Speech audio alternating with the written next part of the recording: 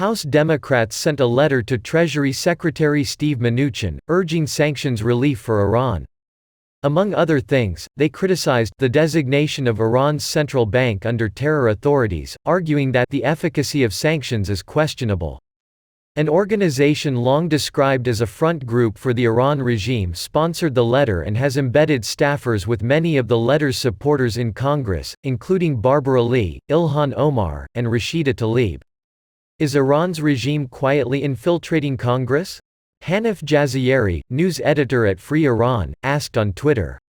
He pointed out that many of these congresswomen hired current or former staffers with the National Iranian American Council, an organization with many links to Iran's regime and which Iran's state media has described as Iran's lobby in the U.S.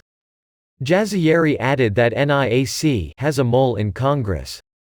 Samira Damavandi is now a permanent legislative assistant in the office of Barbara Lee. That could potentially give her and the regime access to U.S. citizens' data. It turns out the senior legislative assistant to Ilhan Omar is none other than Mayar Saror, who in July was a candidate for NIAC Action's leadership board. He then alleged that NIAC is an arm of Iran's intelligence ministry. This connection makes sense, given Ilhan Omar's many anti-Israel statements and Iran's condemnations of Israel. It turns out Rashida Tlaib has a staffer from NIAC, the Iranian regime's de facto lobby. Embassy in the U.S., Ethan Azad, handles a broad legislative portfolio, helping Tlaib's office on foreign affairs and government oversight, he added. Is Congress safe from Iran's meddling? Jazayeri also pointed to Yasmin Taib, whom he described as an agent of NIAC, working for the Democratic National Committee. Does the DNC know she gets her talking points from Iran's mullahs? He also noted that NIAC got Taib a congressional staffer position with Karen Bass, and later campaigned for her to join the DNC board. For her part, Taib got DNC to adopt a resolution calling for end to sanctions on the regime. This is how Congress often works. When a representative agrees with an advocacy group, he or she often hires staffers from that group. There is nothing inherently nefarious about this, although it does reveal where the representative stands on specific issues.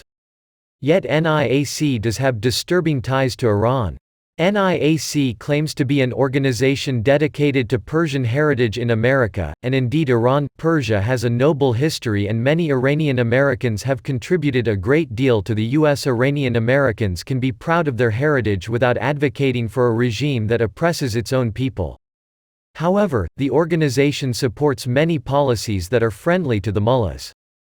When Iranian-American journalist Hassan Dialeslam asserted that NIAC was lobbying on behalf of the mullahs, NIAC's president sued him for defamation.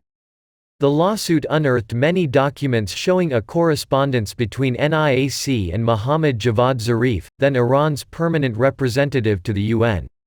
Even if NIAC is not a front for the mullahs, the group has long supported the disastrous Iran nuclear deal in the name of promoting peace with the mullahs, and it has long opposed sanctions on the Iranian regime. Its infiltration of congressional offices is troubling regardless of the truth of Daoul Islam's allegations.